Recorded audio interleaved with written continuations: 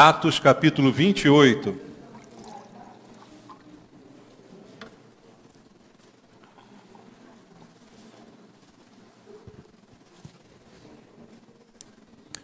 Atos 28, nós vamos ler até o versículo 6 de Atos capítulo 28. Diz a Bíblia, a palavra de Deus: uma vez em terra, verificamos que a ilha se chamava Malta. Os bárbaros trataram-nos com singular humanidade, porque acendendo uma fogueira, acolheram-nos a todos por causa da chuva que caía e por causa do frio. Tendo Paulo ajuntado e atirado à fogueira um feixe de gravetos, uma víbora, fugindo do calor, prendeu-se-lhe a mão. Quando os bárbaros viram a víbora pendente da mão dele, disseram uns aos outros: certamente este homem é assassino, porque salvo do mar, a justiça não o deixa viver. Porém ele, sacudindo o réptil no fogo, não sofreu mal nenhum. Mas eles esperavam que ele viesse a inchar ou a cair de repente, morto. Mas depois de muito esperar, vendo que nenhum mal lhe sucedia, mudando de parecer, diziam ser ele um Deus. Amém. Pai, obrigado pela tua palavra e pela oportunidade de estarmos na tua casa essa manhã, com ouvidos atentos à tua voz, e é aquilo que queremos, é aquilo que precisamos da tua palavra, desse alimento precioso, Pai, que só a tua palavra tem para nós. Por isso, não viemos aqui ouvir doutrinas de homens, nem filosofias, muito menos histórias, mas sim a palavra de Deus, poderosa para transformar, para edificar, sustentar a nossa vida espiritual. Usa a minha vida, Pai, que eu entrego em tuas mãos, pedindo tua unção, o poder do Espírito Santo, para que eu seja capaz de ministrar de acordo com a tua vontade. Usa-me, Senhor, eu te peço, abençoa a tua igreja, por isso oramos em nome de Jesus. Amém. Graças a Deus. Amados, aqui mais uma vez a Bíblia nos mostra um episódio ocorrido na vida do apóstolo Paulo, e são histórias de Paulo, de coisas que ele fez, que muito ilustram aqui o livro de Atos dos Apóstolos e também todas as cartas, escritas por Paulo. Nós podemos ver o quanto esse homem andou pelo mundo, pregando o Evangelho, abrindo igrejas, fazendo a obra de Deus. E ele é sempre um bom exemplo para que a gente entenda o agir de Deus naqueles que foram por Deus escolhidos para a sua obra. Ele é um bom exemplo sempre para a nossa vida. Mas, exatamente por ser ele um instrumento de Deus, um homem abençoado, um canal da vontade de Deus, ele não foi poupado em nenhum momento de dificuldades na sua vida. Às vezes a gente se depara com mensagens, com pensamentos, com filosofias no meio da igreja, que dizem que se uma pessoa servir a Deus direitinho, fizer tudo o que deve fazer, não cometer nenhum erro, não fizer nenhuma falha, for disponível para Deus, nenhum mal vai acontecer com ela e ela será livre de qualquer desgaste, de qualquer sofrimento na vida. Isso não é verdade, pelo menos não dessa forma que é falado. Nós estamos sujeitos aos males. Jesus disse que no mundo teríamos aflições. Não disse que seríamos poupados porque fizemos a coisa certa, mas mesmo fazendo a coisa certa, nós podemos passar por dores e por tribulações. A diferença é que o Senhor nos livra de todas elas. Ah, sim, Ele nos livra. Mas primeiro eu passo por elas. Primeiro eu as enfrento. Livrar não é no sentido de nunca sofrer, não é no sentido de nunca ser atingido. Eu sou atingido, mas Deus vai curar, Deus vai transformar aquela adversidade, Deus vai me ensinar alguma coisa. Por isso, a Bíblia mesma diz através de Paulo, todas as coisas cooperam para o bem. Ele é uma prova viva do que é verdadeiro nesta palavra, porque ele enfrentou muitas adversidades e foi um homem de Deus. Nós não podemos enxergar muitas falhas em Paulo. Perfeito ele não era, como nenhum de nós o é. Mas a Bíblia fala de muitos dos seus acertos, poucos dos seus erros, e pela obra, pelos frutos que ele deu, nós podemos ver quanto foi usado por Deus. E mesmo assim não foi poupado de açoites. A Bíblia fala várias vezes que foi açoitado, não foi poupado de prisões. esteve preso por diversas vezes, não foi poupado de acusações injustas contra ele, né, de depoimentos fraudulentos a seu respeito, calúnias, difamações, todas as coisas que trazem sofrimento.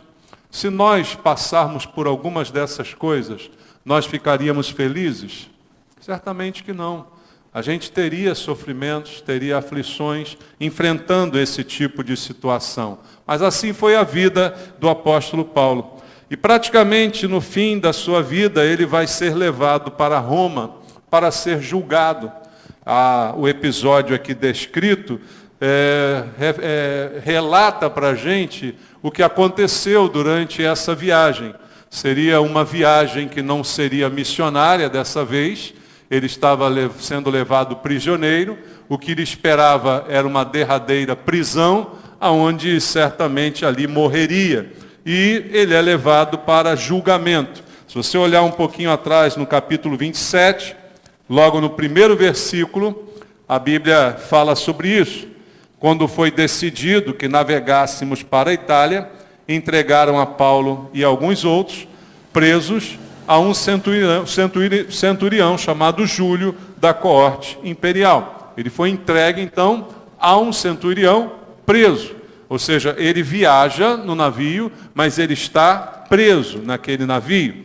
Então, veja, não é uma viagem a passeio. Ele vai como prisioneiro e vai chegar ali para ser julgado por crimes que lhes são atribuídos. E qual é o seu crime? Pregou o Evangelho. Cometeu algum pecado? Cometeu algum deslize? Roubou? Fraudou? Não, ele apenas pregou o Evangelho. E aí está sendo preso, vai ser julgado, condenado pelos crimes que lhe são atribuídos. E como se não bastasse esta situação ruim, se coloque no lugar de Paulo agora. Você sendo acusado do que não fez. Já aconteceu isso com você em algum nível? Alguém acusar você de algo que você tem certeza que não fez, isso certamente não é um sentimento bom, isso traz uma chateação, uma certa angústia ao coração, e isso está acontecendo com o apóstolo Paulo. E como se isso não bastasse, como se não bastasse essa dificuldade, na viagem para Roma, o navio ainda naufraga. Ou seja, aquela lei de Murphy, né? O que tem tão ruim que não pode piorar? Praticamente é isso que está acontecendo com Paulo. Ele já está sendo levado preso num navio e, para piorar a situação, o navio naufraga. E eu não creio que deve ser nada agradável estar num navio que naufraga. Já passou por isso? Imagino que não. Também não.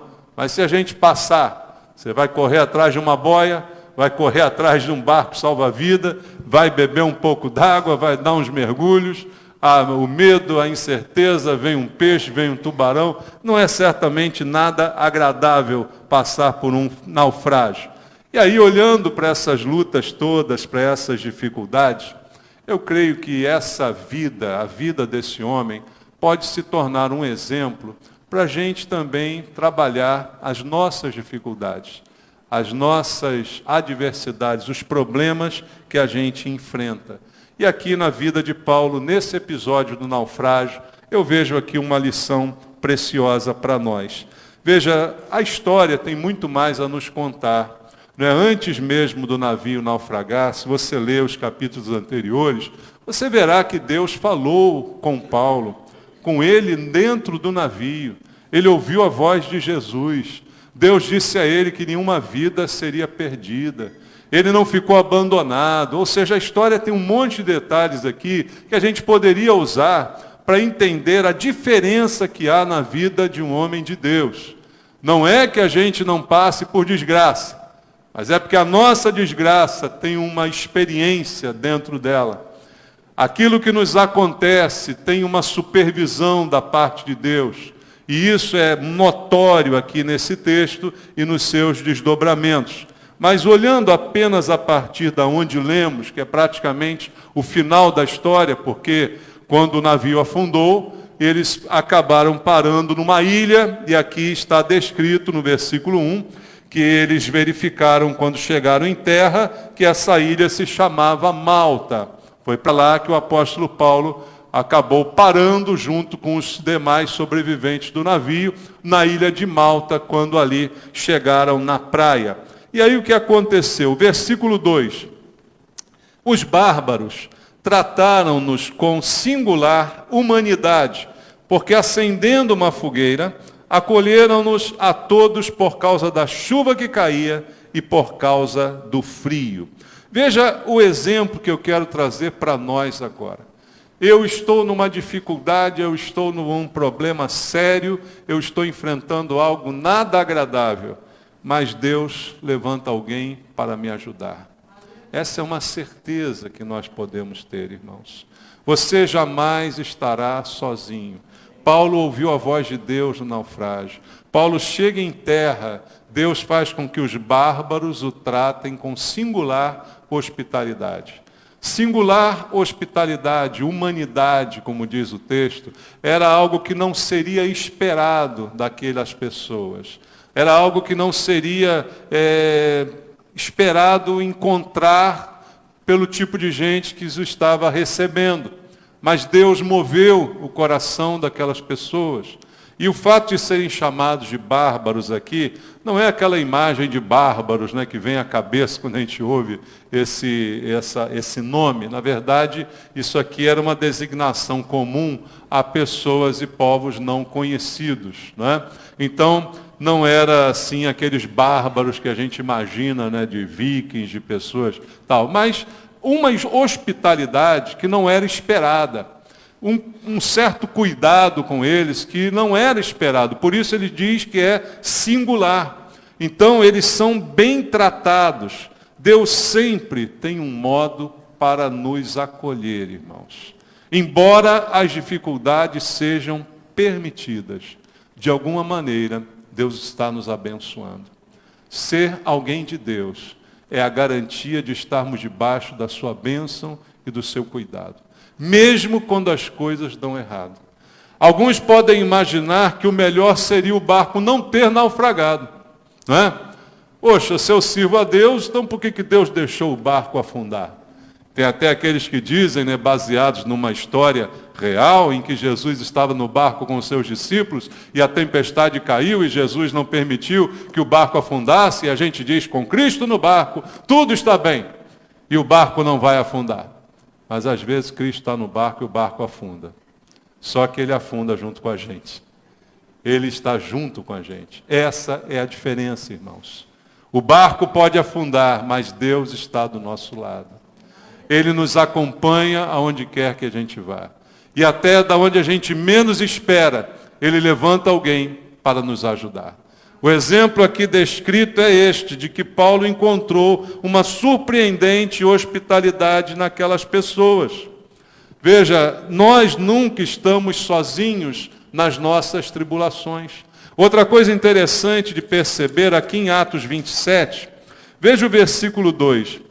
Embarcando num navio adramantino que estava de partida para costear a Ásia, fizemo-nos ao mar, indo conosco Aristarco, o macedônio de Tessalônica. Veja, Paulo foi acompanhado por Aristarco. E sabe quem mais está com Paulo aqui? O autor do livro de Atos. Você sabe quem é o autor do livro de Atos? Lucas. Olha como ele usa o texto no plural. Ou seja, ele está no navio, não como prisioneiro, também não Aristarco. Mas eles conseguem, de alguma maneira, estar no navio ao lado de Paulo. Você está passando um problema, mas há alguém do seu lado. Há um amigo, há alguém que não te abandona. Há alguém que pode permanecer ao seu lado nos momentos de dificuldade. É Deus quem providencia isso. E de alguma maneira Aristarco conseguiu, Lucas conseguiu autorização para estar ali com eles. Versículo 3, no dia seguinte chegamos a Sidom, e Júlio, tratando Paulo com humanidade, permitiu-lhe ir ver os amigos e obter assistência. Quem é esse Júlio? É o centurião da corte, dito aqui no versículo 1.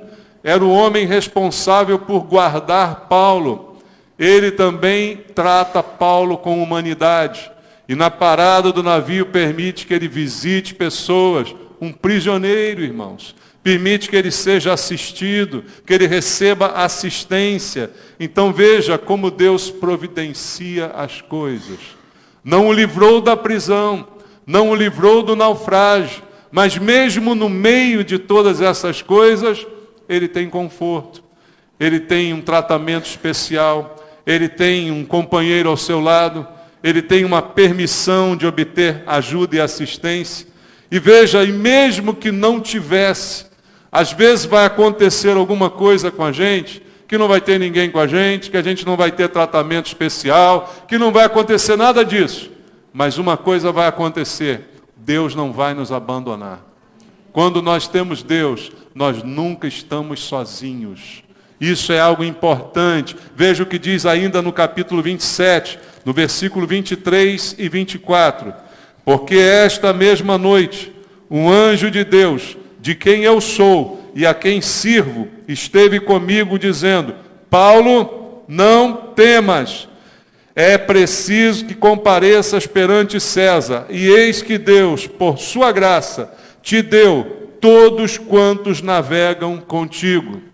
A experiência que eu citei anteriormente, no navio, durante a tempestade, durante aquele balançar do barco, o anjo do Senhor esteve com Paulo. E esse anjo do Senhor é Jesus, irmãos. Pela maneira como Paulo se refere a ele.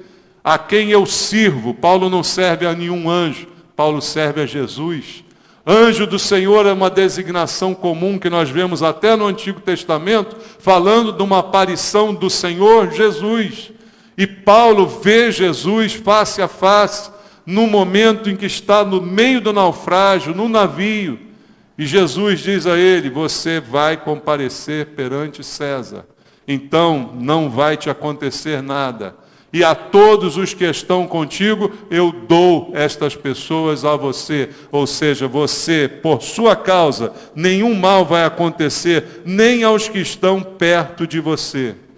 Então veja, ainda que não tenha ninguém do meu lado, Deus está do meu lado. Ainda que não tenha ninguém por mim, Deus é por mim. E o que a Bíblia diz? Se Deus é por nós, quem será contra nós? Quem será contra nós? Então, Paulo não se abate. Por quê? Porque ele não é um super-homem. Ele é um prisioneiro. Mas ele sabia que ele não era prisioneiro de César. Ele é prisioneiro de Cristo. Assim, várias vezes nas suas cartas, ele se refere: Paulo, prisioneiro de Cristo. É dessa forma que ele se refere. Porque não é César quem o está prendendo, mas a sua vida está nas mãos de Jesus. Abra a Bíblia aí na carta a Filemon, que é uma carta de capítulo único, escrita pelo apóstolo Paulo. No único capítulo dessa carta, o apóstolo Paulo escreve, logo no primeiro versículo: Paulo, prisioneiro de Cristo Jesus, e o irmão Timóteo, ao amado Filemon, também nosso colaborador. De quem Paulo é prisioneiro? De Jesus. Não é de homem algum. Nenhum homem tem poder sobre a vida de Paulo. Como disse Jesus também a seu próprio respeito: ninguém tira a minha vida, eu a dou. Ninguém tem autoridade sobre a vida de um servo de Deus, mas Deus é que tem autoridade sobre a nossa vida. Então a nossa vida, irmãos, está nas mãos de Deus. Deus tem o controle de tudo. Que você aprenda com episódios como esse, que mesmo nas dificuldades, por maiores que elas sejam, por mais terríveis que sejam as suas consequências, Deus tem o controle da sua vida. Você não é prisioneiro de ninguém. Se alguém pode você dizer ser prisioneiro, é do Senhor, da palavra de Deus e não da vontade do homem.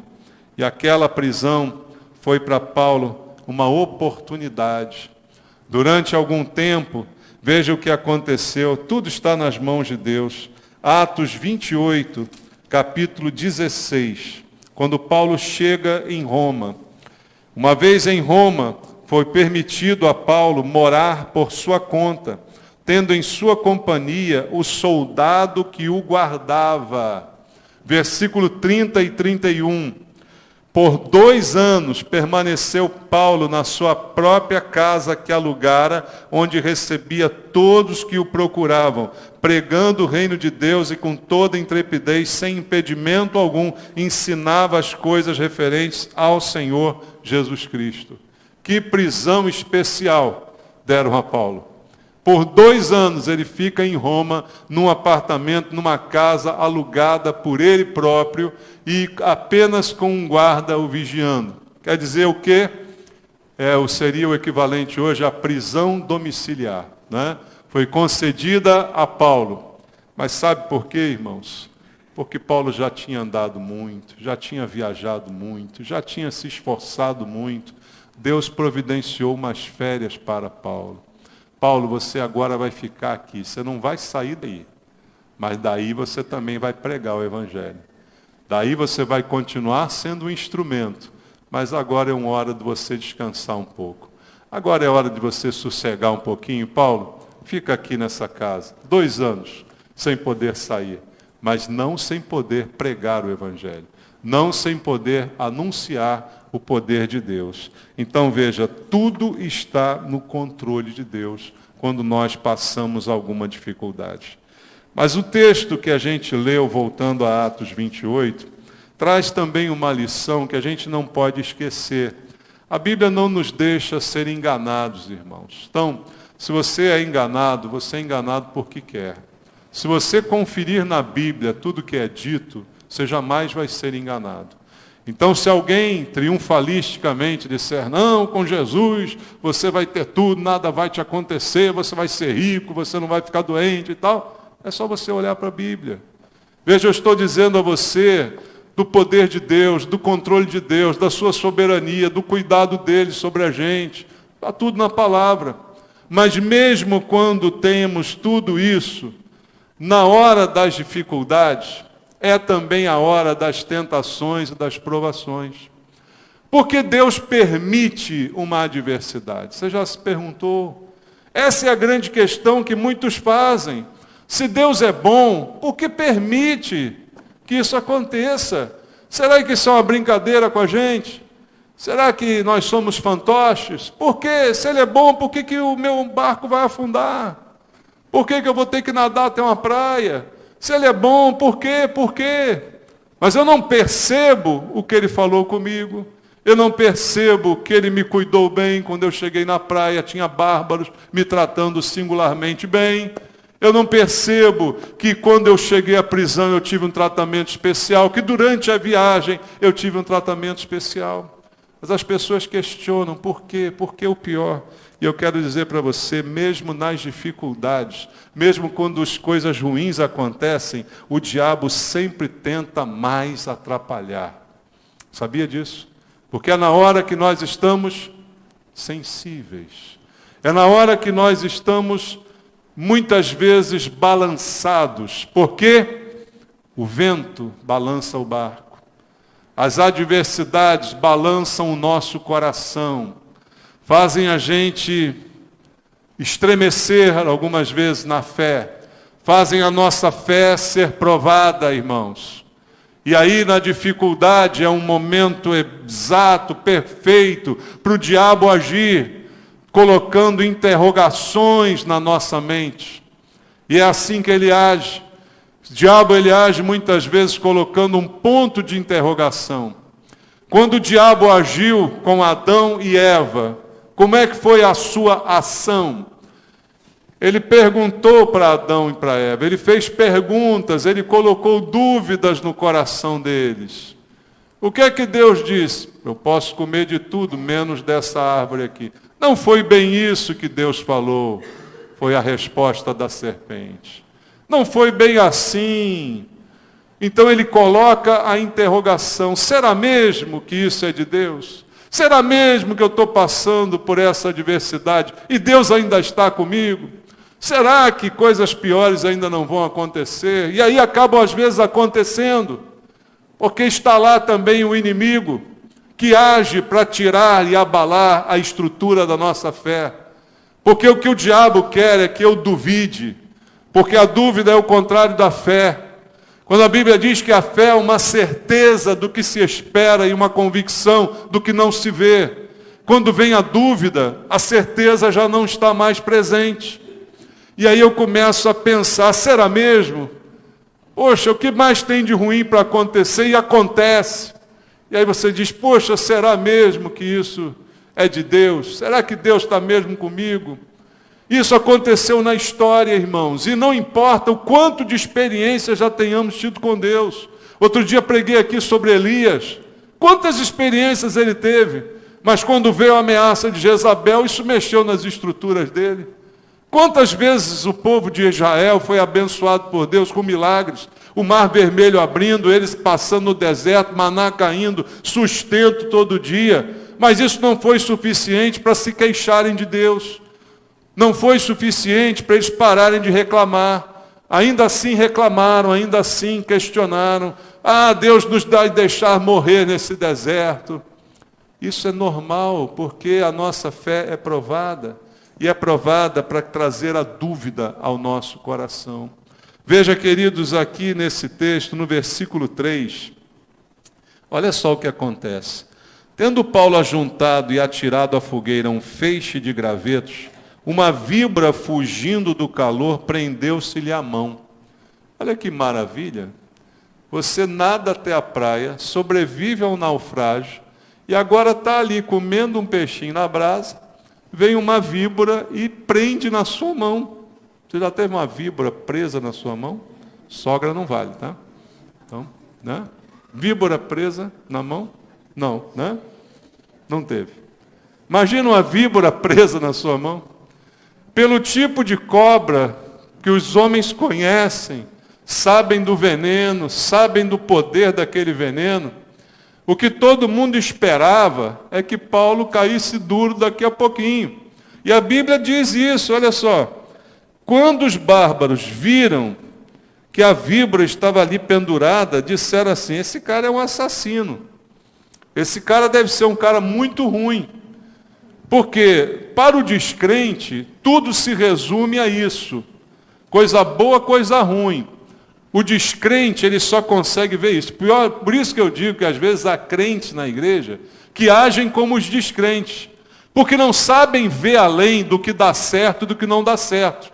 Acham que tudo que dá certo é de Deus e acham que tudo que dá errado é do diabo. E nem sempre é assim, irmãos. Nem sempre é desse jeito. Então é isso que muitas vezes atrapalha o pensamento, porque a gente acaba pensando como descrente. Para os bárbaros, qual é a explicação? Esse cara está com a urucubaca. Esse cara jogou pedra na cruz. Não é possível. O cara escapa de um naufrágio e agora está aqui mordido por uma víbora venenosa, vai morrer. Deve ter um assassino, pode ser, porque o destino não deixa viver uma pessoa dessa. Ele deve ser muito ruim para escapar de um troço e cair do outro. Então o pensamento é assim. E aí, de repente, tem crente na igreja com esse mesmo tipo de pensamento. Isso é pensamento de bárbaro. Você é bárbaro, irmão, ou você é crente? Hein? Já decidiu quem você é? Você é bárbaro ou crente? Eu tenho que decidir quem eu sou. Eu creio em Deus ou não creio? Ah, não, eu só creio em Deus quando está tudo dando certo. Quando uma víbora morde a minha mão, aí já Deus já está meio, deu uma fraquejada aí no Senhor. Então, não é assim que a gente pensa. Porque o diabo, a Bíblia diz, anda em derredor. O diabo está sempre pronto a dar um bote. O que essa víbora representa aqui? É a representação do mal, irmãos. É o mal que está sempre pronto a dar um bote e que pega sem a gente ver. Paulo foi pegar uns gravetos para jogar na fogueira para aumentar o fogo. E no meio dos gravetos tinha uma víbora. Você não enxerga, ela se confunde com aquilo ali. Assim o diabo, ele anda disfarçado. Você acha que ele anda do lado da gente com aquela fantasia que o pessoal usa no carnaval? Chifrinho, tridente na mão, rabinho vermelho balançando? Não. O diabo não anda assim, não. Ele anda disfarçado. Aliás, quanto mais disfarçado ele tiver, melhor. Porque aí menos você o identifica. Então é como uma cobra ali camuflada no meio de um monte de graveto. E a gente está sujeito a ser picado, sabia? Nós estamos sujeitos a sermos picados, porque o diabo tem andado em derredor, tem buscado alguma brecha, alguma distração para fazer o que ele deseja. E quando a gente está na luta, aí é que a coisa piora. Veja em Atos 27, versículo 25, logo no texto anterior, diz assim: portanto, senhores, tende bom ânimo, pois eu confio em Deus, que sucederá do modo por que me foi dito. Quando Paulo teve a visão de Jesus, dizendo: ninguém vai morrer, esse navio, eu vou preservar as vidas aqui, Paulo disse para os outros e falou: eu confio em Deus, eu creio que isso é verdade. Quantas vezes a gente já deu uma declaração dessa, aí depois aconteceu uma coisa ruim, aí você, já não sei mais de nada, agora já não sei mais, estava tão firme, mas depois dessa, será que Paulo ficou assim também? Mordeu uma cobra e disse: puxa, quer dizer que Jesus falou que ia me livrar só do naufrágio, mas da cobra ele não falou nada. Então, olha, eu escapei do naufrágio, mas da cobra Jesus não falou, então eu acho que essa cobra vai me levar. Mas não foi isso que aconteceu. E como eu disse, até os bárbaros viram aquela cena e disseram: esse cara aí, esse cara não tem jeito. Há sempre alguém perto para julgar o que acontece com a gente. Sabia disso? E esse julgamento também faz parte da prova. Porque nessa hora vai chegar alguém, talvez não como os bárbaros disseram, mas dizendo de outra forma: por que isso aconteceu contigo? Você não é cristão? Você não vai à igreja? Você não é fiel? Você não é dizimista? Você não é isso? Você não é aquilo? Você não fala de Jesus para todo mundo? Como é que Jesus permitiu que uma cobra viesse morder você? Como é que Jesus permitiu isso? Mais ou menos é isso que os bárbaros estão falando. Porque do que os bárbaros acusaram Paulo? De ser um assassino, irmãos. Pelas evidências. Nunca ouviram falar de Paulo. Mas como ele escapa de um naufrágio e é mordido por uma víbora venenosa, assassino é o veredito da gente. As pessoas estão prontas a falar de nós. Mas a nossa fé, ela é só declarada aqui na igreja? Ou ela é declarada até o fim? Ela é declarada quando tudo vai bem? Ou ela é declarada em toda e qualquer circunstância? Coloca isso no teu coração. Responde essa pergunta para você mesmo. Quando você declara a sua fé? Quando tudo está certo? Ou mesmo quando tudo dá errado? E o que não tinha mais nada para dar errado, ainda consegue dar mais errado ainda. E aí como é que a gente fica? E aí, se você está passando um problema e chega alguém te acusando, duvidando da sua fé, a tendência é que você fique mais para baixo ainda, né? E talvez até você comece, mesmo, né? Poxa, por que Deus permitiu isso? Mas essa não é a reação de fé que nós precisamos ter. Veja no versículo 5, olha o que Paulo fez. Porém ele, sacudindo o réptil no fogo, não sofreu mal nenhum. O que Paulo fez com aquela acusação? Ele sacudiu a cobra no fogo, irmão. Sabe o que a gente está precisando nesses dias? Sacudir umas cobras no fogo aí, sabe? A gente está precisando sair da gente algumas coisas que a gente está pensando errado, que a gente está duvidando, que a gente está fraquejando, que a gente sente medo. O que aconteceria se você fosse mordido por uma cobra venenosa? Será que a expectativa seria a mesma? Porque mesmo depois dele ter sacudido a cobra no fogo, o que os bárbaros fizeram? Vamos ficar olhando para ele. Daqui a pouquinho vai inchar. Ih, olha lá, está inchando. E daqui a pouquinho vai começar a ficar tudo roxo. Daqui a pouquinho vai cair duro. Não é isso que eles ficaram esperando que ia acontecer com Paulo? Mas Paulo não ficou esperando nada disso. Paulo sacudiu a cobra no fogo e continuou com a sua vida. E eu acho que a gente tem que começar a aprender a fazer isso.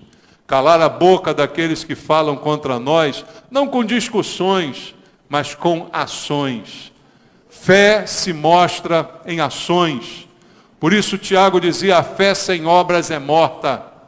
É morta aquela fé que é apenas professada, mas que não se age de acordo com ela. A obra é a ação. A obra é aquilo que eu faço. Não adianta eu dizer que tenho fé se eu não ajo como quem tem fé. Não adianta eu falar, gritar, afirmar a minha fé, se as minhas atitudes não são condizentes com aquilo que eu digo. Fé sem obras não serve para nada. Mas se eu tenho fé e a cobra me morder, eu não tenho que ficar chorando da cobra, eu tenho que sacudir a cobra. E eu tenho que continuar em frente. Eu creio ou eu não creio que Deus está no controle, mesmo quando tudo parece descontrolado? Eu creio ou não creio que Deus cuida de mim, mesmo quando tudo parece que não tem nenhum cuidado, quando não há esperança alguma? Eu creio ou eu não creio? E a fé não é aquela que eu digo para os outros: tenha fé, tudo vai mudar. Quando alguém passa um problema do nosso lado, a gente diz: irmão, tenha fé. Mas e quando acontece com a gente? A gente tem fé? Ou a gente sabe dizer para os outros: tenha fé, mas quando é a nossa vez só vem o desespero? Então a fé sem obras é totalmente morta. E a gente precisa falar aquilo que a gente faz e fazer aquilo que a gente fala. Então é essa atitude esperada por Deus da nossa parte. Deus é maior do que qualquer uma dessas coisas. E a Bíblia diz que Ele tem promessas para a gente. E essas promessas, elas se cumprem. Veja, o que aconteceu com Paulo nada mais é do que foi prometido em Marcos, capítulo 16, lá no final do Evangelho segundo Marcos, versículo 17 e 18. Jesus disse assim: estes sinais hão de acompanhar aqueles que duvidam. É isso? Não. Hão de acompanhar aqueles que creem em meu nome, expelirão demônios, falarão novas línguas, pegarão em serpentes, e se alguma coisa mortífera beberem, não lhes fará mal. Se impuserem as mãos sobre os enfermos, eles ficarão curados. Paulo experimentou várias dessas promessas aqui, e agora experimentou a da serpente. Pegou na serpente, a serpente o mordeu, mas nenhum mal lhe aconteceu. Porque há um propósito de Deus, há uma direção naquele momento. Isso não está dizendo para eu sair por aí pegando serpente. Está dizendo isso, irmão? Mas está dizendo que se por acaso acontecer, se está dentro do propósito de Deus, eu não preciso temer. A única coisa que eu preciso é ter a certeza de que a minha vida está dentro dos propósitos de Deus. Que eu não estou me desviando nem para a direita nem para a esquerda. Que eu creio em Deus e que eu não abro mão da minha fé. E que eu não sei todas as coisas, mas uma coisa eu sei: Deus cuida de mim. É nessa fé que nós temos que basear a nossa vida, as nossas experiências, aquilo que a gente faz ou deixa de fazer. E crendo que mesmo que o pior aconteça, Deus está ao nosso lado. No versículo 6 diz assim: mas eles esperavam que ele viesse a inchar, ou a cair morto de repente. Mas depois de muito esperar, vendo que nenhum mal lhe sucedia, mudando de parecer, diziam ser ele um Deus. Olha que mudança, hein? Mudaram da água para o vinho, né? Mas estão ali esperando. Irmãos, infelizmente, existem pessoas que esperam a nossa queda. Sabia disso? Existem pessoas até com quem a gente compartilha o Evangelho, que a gente prega o Evangelho para elas, mas elas esperam a nossa queda. Elas esperam, ficam ali como esses bárbaros. Ah, daqui a pouco ele cai. Ah, daqui a pouco vão ver essa cobra e vai inchar isso aí. Isso vai ficar pior. Ah, ele está pregando aí, mas daqui a pouco ele vai cair. Ah, isso vai acontecer. Eu espero. A minha parte, a sua parte é dizer: eu não caio. Eu não caio, porque Deus me sustenta. Estará de pé, porque Deus o susterá. O meu servo estará de pé, porque Deus o susterá. Então não adianta ficar toda a torcida do Flamengo torcendo para você cair. Diz assim: eu não caio. Eu não caio, não. Mas não caio mesmo, porque eu sou forte, mas porque Deus me sustenta. Porque Ele me levanta. Ele vai me levantar, Ele vai me honrar. Vamos esperar muito por isso, mas isso não vai acontecer, porque eu estou nas mãos de Deus. Essa é a convicção da fé, a certeza do que você espera, a convicção do que você não vê. E quem vai ficar na vontade são esses que te espreitam, dizendo, agora ele vai negar a fé. Agora depois dessa eu vou vê-lo blasfemar. Depois dessa ele vai abrir a sua boca e reclamar. Veja o que aconteceu com Jó, irmãos. O que aconteceu com Jó? Qual foi a aposta de Satanás com Deus? Tira tudo dele e você vai ver se ele não é fraco. Você vai ver se ele não vai blasfemar. Você vai ver se ele não vai te negar. Mas em tudo, Jó não abriu a sua boca para blasfemar do Senhor. Então, o diabo está sempre apostando na nossa queda, irmãos. O diabo está sempre apostando que a gente não vai chegar lá. Está sempre apostando que a gente vai cair, que a gente não vai até o fim, que a gente não vai resistir, que a gente vai abandonar, que a gente vai largar. Infelizmente, com alguns ele tem vencido. Mas aquele que é do Senhor está nas mãos de Jesus. E Jesus disse, as minhas ovelhas, ninguém as arrebatará das minhas mãos. Se você é uma ovelha de Jesus, você não vai cair das mãos dele. Você não vai sair das suas mãos. Ele susterá você. Ele te sustentará para você não tropeçar em alguma pedra. Então a tua convicção não é no quanto você é bom, mas no quanto teu Deus é forte. No quanto Jesus segura você nas suas mãos. E Ele vai te livrar. E aí para você enfrentar as lutas que virão, eu digo, vão vir, irmãos. Não estou aqui para dizer a você, olha, nada de ruim vai acontecer. Não desejo que aconteça, mas pode ser que aconteça. Mas o que importa é você ser assim como Paulo, cheio de fé, cheio de ânimo, íntegro, crendo na soberania de Deus, sem desespero, sacudindo as cobras por aí e mostrando para os outros que os outros estão errados. Nós não vamos cair. Amém? Que Deus abençoe você e te sustente com a sua mão poderosa. Vamos fazer uma oração, queridos? Vamos fazer uma oração a Deus? Quem sabe você chegou aqui essa manhã com medo de alguma coisa, quem sabe você chegou aqui essa manhã enfraquecido, com algum problema que você quer colocar nas mãos de Deus. Eu convido você a sair do seu lugar, vir aqui à frente, para nós orarmos juntos. Os pastores vão orar por você. Nós vamos interceder a Deus pela sua fé, pelo seu ânimo, pela sua disposição, pela sua proteção, porque Deus não te abandonou e não vai te abandonar. Mas você tem que marcar agora uma postura também diante de Deus. Sacudir essa serpente da sua mão e crer e confiar que teu Deus é maior e que nas mãos dele você está e que nada nem ninguém vão poder te tirar dali. Nada nem ninguém vão tirar você das mãos do Senhor, porque você é ovelha, e as ovelhas Ele as tem sob guarda. Ele é o bom pastor, Ele guarda as suas ovelhas. Jesus, obrigado pelo que o Senhor tem feito por nós. Obrigado pela tua proteção. Passamos sim lutas, naufrágios, tribulações, picadas de cobra, adversidades, mas o Senhor nos sustenta.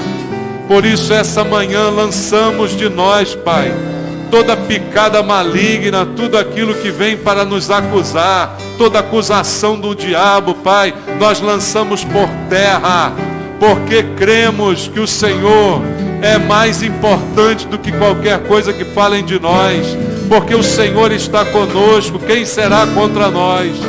Deus dá a certeza aos meus irmãos, fortalece a fé de cada um destes que aqui à frente está, clamando ao Senhor. Haja um fortalecimento para que as serpentes sejam lançadas por terra, e todos aqueles que aguardam a queda desses irmãos sejam tremendamente decepcionados, Pai, porque nenhum deles cairá. É o que eu te peço, é o que eu creio, orando junto com meus irmãos, em nome de Jesus. Amém. Deus abençoe você, Deus sustente você, nada vai te derrubar, em nome de Jesus.